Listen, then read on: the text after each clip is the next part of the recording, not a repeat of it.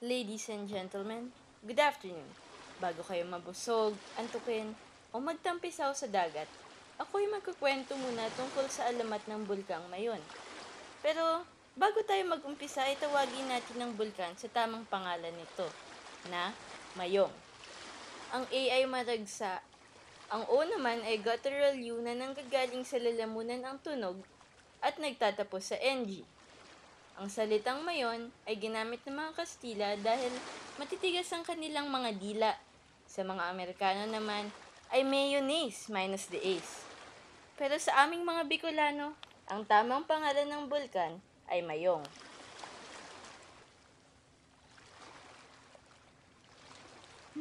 Sino kaya itong babae na to?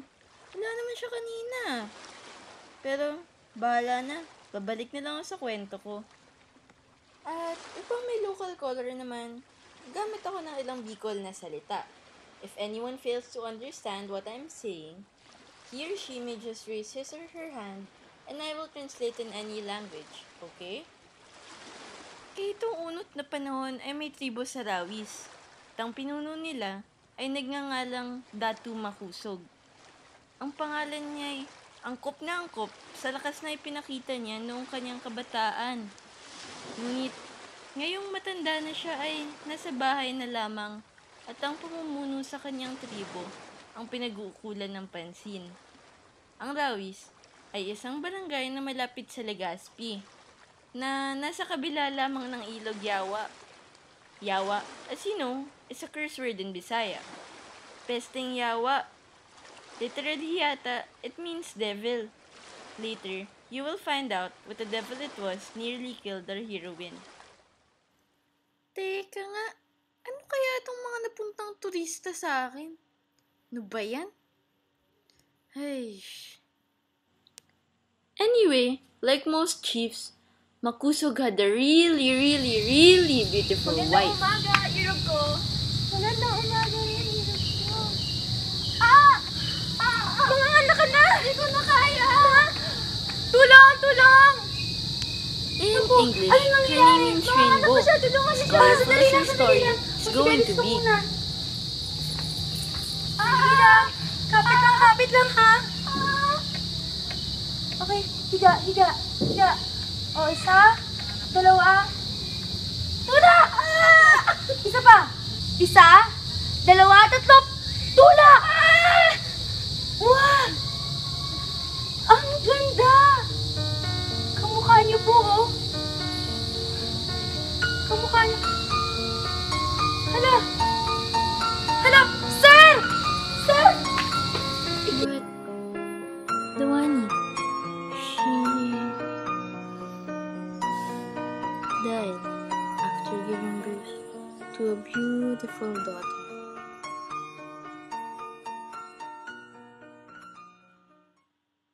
Magandang naging anak ni Dawani at Makusog. Kaya nga, Magayon yung tinawag nila rito. Nung lumaki naman siya, nakilala na siya bilang Daragang Magayon. At totoo namang walang kasing ganda yung si Magayon. Kaya nga lahat ng kalalakihan sa Bicol ay nabighani. At isa na nga sa mga narahuyo nitong si Daragang Magayon ay ang makapangyarihang pinuno ng Iriga na nagngangalang Pagtuga. Now, children, may I have your attention, please? Does anyone here know where Iriga is? Nor! Correct! Nice! Don't look at the camera, ha? Iriga is the town where Nora Honor grew up selling salabat to train passengers. Excuse me, correction, please. Nora did not grow up in Iriga. In fact, she didn't even grow up anywhere. Until this day, she remains very small. Kilala niyo ba si Nora Honor? Ang ganda-ganda kaya ng boses nun. At alam niyo ba kung anong sekreto niya? Uminom lang siya ng salabat nung mahina ang benta niya sa Iriga. That's another joke, right? Grabe. Nakakatawa. Sumakit chat ko dun Ngunyan, padagos sa istorya. Mayaman niya si Pagtuga. Di naman niya mapaibig si Magayon. Pagtuga, when translated to English, means to erupt. And indeed, this chieftain is known for his eruption of temper. Isa na sa mga nakabalita sa Daragang Magayon ay ang solterong anak ng datu ng Timog Katagalugan na si Datu Kaliraya. Ulap ang pangaran, kan soltero. Gwapo, makusog, pusog ang lawas. No hands raised? Really? Going once, going twice. Nice, nice, beautiful. Now, children, let us proceed. Itong si Ulap ay mahiyain at torpe. Kung paano siya sa labanan, ay kabaliktaran naman pagdating sa mga babae. Ano ba yan?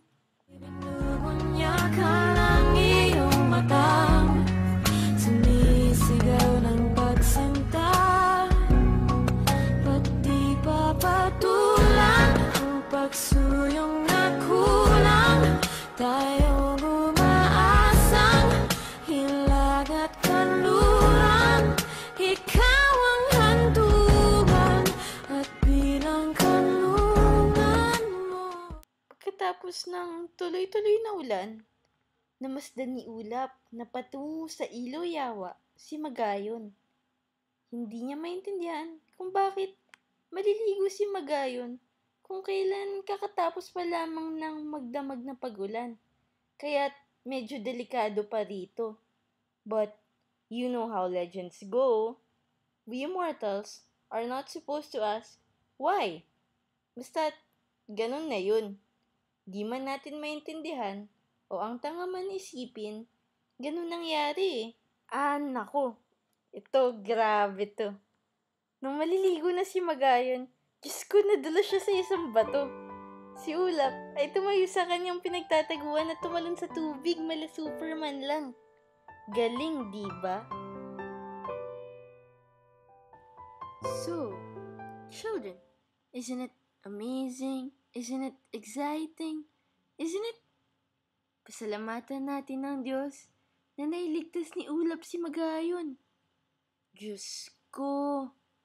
Kung hindi dahil sa pangyayaring ito, walang namangkadkad na pag-ibig sa pagitan ni na Ulap at Magayon.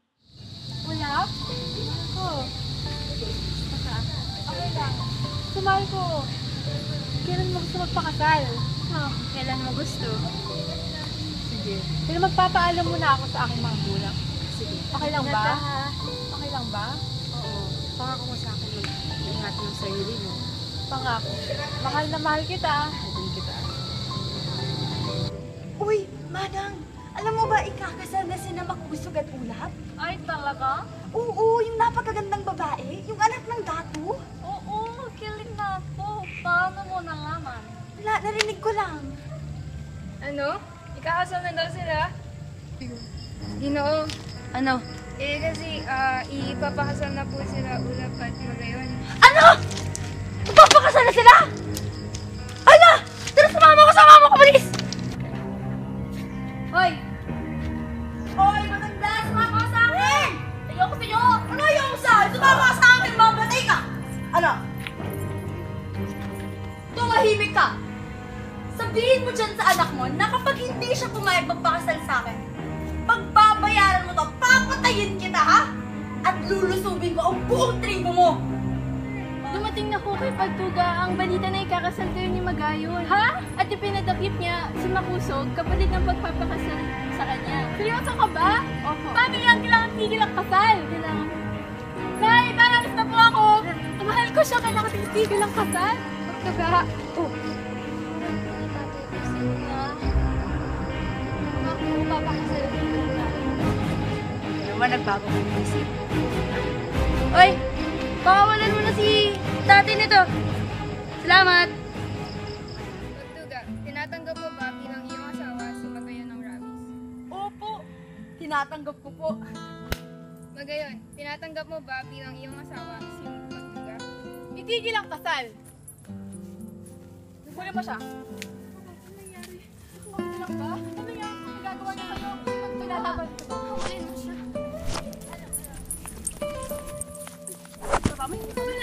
Wala kang kwenta. Kapit ka lang. Kapit ka lang. Hindi mo sa tunay na asawa. Hindi mo sa tunay na mahal. At lalong-lalo na, hindi ka niya mahal. Ako lang ang mahal niya. So ano mo nagagawa mo? Ba't di ka pa lang nagsasalita, ha? Wala kang Wala! Hoy, ayun! Kayo! Ah! Kayo!